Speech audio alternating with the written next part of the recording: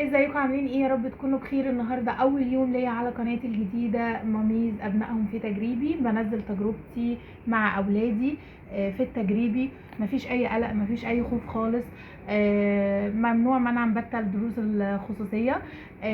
بنشرح كل حاجه هنا، سواء الناس اللي اولادهم في عربي او في تجريبي.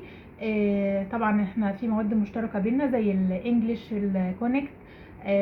اما الناس اللي ليهم جزئيه تانية زي التجريبي زياده عليهم الكونكت بلس والديسكفر والحاجات دي هنشرحها برضو. هنختلف بس في حوار الماس، انا بشرح ماس مش بشرح حساب، لكن العربي بشرح النحو وبشرح كل حاجه. يلا بينا ونقول بسم الله. سنة جديدة دراسية سعيدة بإذن الله على الجميع يا رب العالمين. طبعا أنا الناس اللي مش فاهمة، أنا بدي تأسيس تمام لحد سنة 6 ابتدائي. أي حد محتاج أي حاجة طبعا بيكتب لي في الكومنتات وأنا برد عليه، سواء محتاج حاجة تتشرح، سواء محتاج حصة معينة، سواء محتاج سن معين أزوده أو أي حاجة، ما عنديش أي مشكلة خالص. تمام، ده الجدول بتاعي اللي أنا بمشي عليه طول السنة.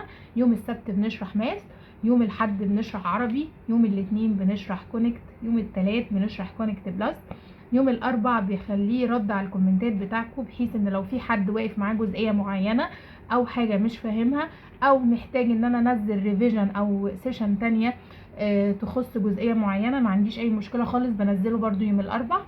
يوم الخميس بشرح جزء من الديسكفر، ده بالنسبه للناس اللي اولادهم في تجريبي. تمام، ده الجدول بتاعي، يا ريت تحفظوه عندكم بحيث ان ما يفوتكوش اي حصص.